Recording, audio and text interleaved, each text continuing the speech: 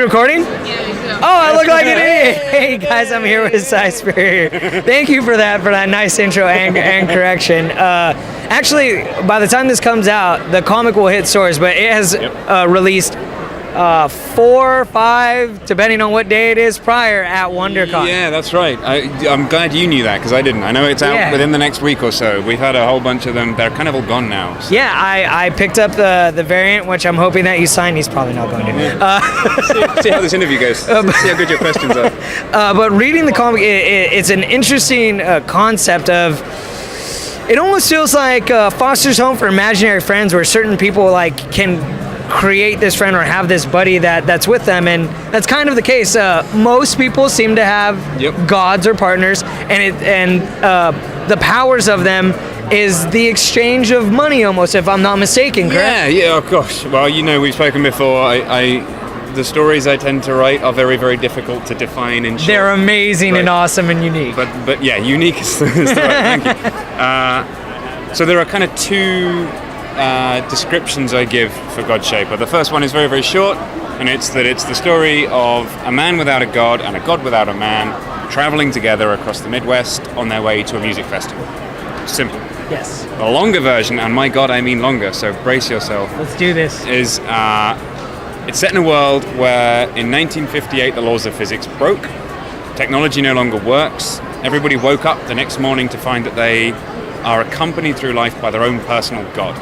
And it's something which it defines certain roles in their lives. It's partly the technology surrogate, so the things that once we would have used technology for, like vehicles and light and fire and all the rest of it, now your god does that stuff for you. Yeah. It's also a fashion statement. People become very, very vain about their gods because this is a thing that accompanies you wherever you go. Most importantly, as you mentioned, it's your bank account. The bigger your god is, the more wealthy you are. The smaller your god is, the poorer you are. If you want to pay somebody, you pray to their god, it expands in size, yours shrinks in size. So it's a whole world. Which is sad. Yeah. And they could steal, technically, not money, but your god's powers. And oh yeah, there's all sorts I'm not of going to get into that detail, but that was a sad moment. Yeah, it's not nice. But then the central character is a guy called N.A. He's one of the very few people in this world who does not have a god. And so he's incapable of possessing any wealth. He's an outlaw, a sort of he's a drifter. Yeah, he can't own anything. But what he can do is reshape other people's gods for them. Yes. And so because these people are all very vain about their gods, because you constantly want your god to have the best superpowers available, god shapers are in hot demand. But they're unwanted. They're seen as dirty. They're kind of a servant underclass. Bums. Yeah. Which is a dress which made me laugh. It's like, oh, this guy paid me to tell you to get a job. I was like, oh, that's brutal. Yeah, and there is no capitalist society in history which has not relied upon an underclass of repressed and prejudiced servants. And that's the Shapers. And the only ace card that he's got is that he has made friends with this mysterious little guy, a little god called Bud, who is the only god in the world who does not have a believer of his own. Nobody knows how it's possible. How does he exist? He shouldn't be possible. But they're just not interested in solving these mysteries. All they want to do is play their music and get to a music festival in San Francisco. That's kind of cool. It's just a sweet, drifty, itinerant story about these 2 friends getting into scrapes in a really strange world. Now, what inspired you? This seems like, I'm sorry to say this, but typical you, having a few drinks, and someone's like, and you're like, it would be a great idea, and you just started to go down that route. Kinda. It's my approach to, there's 2 approaches to storytelling. One is you create a story, and then it's either in the real world or you define the world around it. Quite frequently what I'll do, especially with Boom, because they love this stuff, is the initial idea will be something that makes a world, something that defines a world. And it's difficult to talk about this without sounding really boring, because you end up talking about economics, which nobody really wants to talk about. It's very, very dull. But to create a world in which you can tell endless stories, the world needs to be functional. And in order to be functional, it needs to have an exciting, interesting, different economy, which is why, in this case, the idea was literally, how would it be if our economy functioned on metaphysics rather than physics? As soon as you start thinking, you go down the route, you realize that there are ramifications, there's a whole thing about vanity, status, all the rest of it. And then you kind of push that to one side. Yeah. I've created a world, now I'm going to ignore it, and I'm going to concentrate on these two little guys who are having adventures. And that's how you do it. Well, you explained it to us at Comic-Con that usually what you like to do with stories is like, it doesn't matter how we got here. We're involved, we're in here, and this is what I'm going to tell you guys. Is that going to be the same case with this comic book? Very much so. In fact, there's kind of a recurring joke. So I mentioned that the God character, Bud, nobody knows how he exists. And nobody really understands what went wrong in 1958. Why did the world change? Why did the laws of physics break? And so at frequent intervals in our story, our central characters get the opportunity to start solving these mysteries. And they're like, no, I don't want to solve these mysteries. I want to play my music. I'm here to become a musician. So it's kind of funny. Stop me because I'll waffle for hours, but one of the themes in this story is when all the big questions are answered, when there is nothing to think about, nothing to strive for, you know the truth of the metaphysics in your universe, culture stagnates because people stop creating, people stop caring. You end up with this very greedy, stagnant, vanilla, beige culture, and that's what we've got in this. It's this 1950s lazy rockabilly greaser vibe, very boring, and NA is part of a very vibrant counterculture called Cantic, which is this extraordinary punky, jazzy, bluesy, everything you can imagine-y fusion of angry countercultural aesthetics. The beauty is that I've created this whole counterculture and the artist has come up with this amazing aesthetic.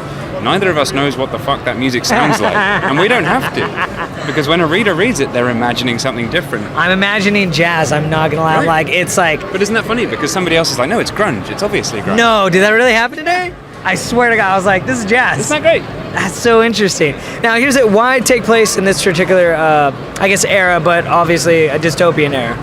Well, the fun thing for me is, because it's technically set in the modern day, it's just a modern day that changed 50 years earlier. So we've sort of deviated. I think you can say a lot of interesting stuff about this world by looking at how it might be if something had changed in the past.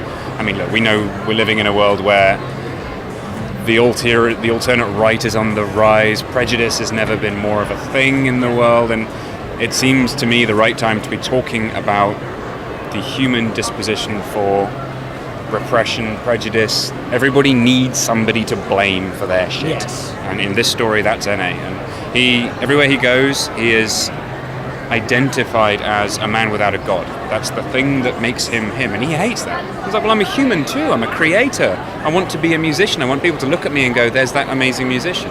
Instead, they just go, you have no god, you're suck. And that's a story I think we can all relate to. We don't get to control how people look upon us. And on top of it, I could be mistaken, but our lead character, he's gay or bisexual. He's kind of he just really likes sex. I don't think he's particularly fussed about who it's with. That's a whole other thing. I mean, I refuse to go into the sort of nature-nurture stuff. I don't know that anybody knows those answers, but certainly in his case, he leads a very lonely life. And so he will take affection wherever he can get it.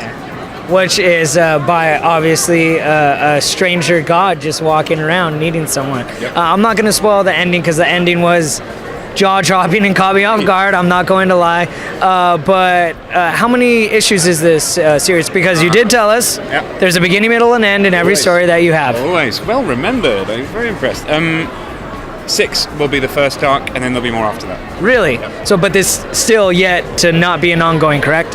Well, it's funny. I mean, it's something we've talked about before, I think. If you come out the gates and say, this is absolutely a limited series, then there's a certain snobbery in comics distribution. We're like, well, I'm not buying that. Fair enough. I'm not going, which is, the intention is for this to run and run, but I can tell you for sure that the first arc will be 6 issues long.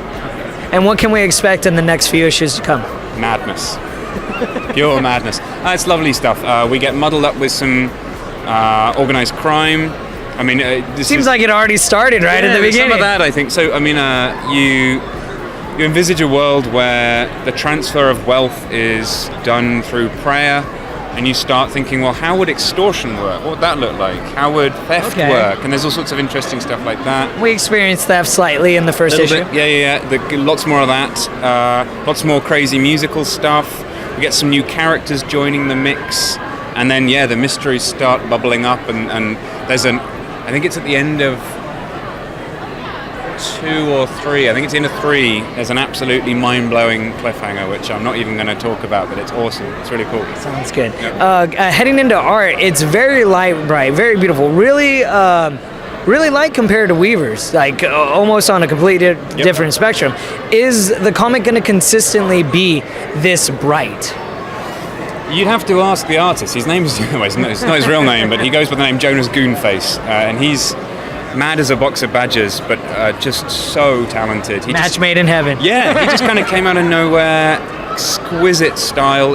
He's got storytelling coming out of his armpits, but he's just extremely stylish. Super trendy, super bright, super surreal.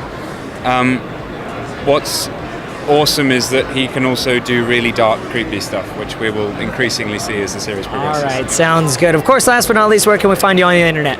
SimonSpurrier.co.uk, or I am just Si Spurrier on Twitter. All right, thank you so much, man. I really appreciate it.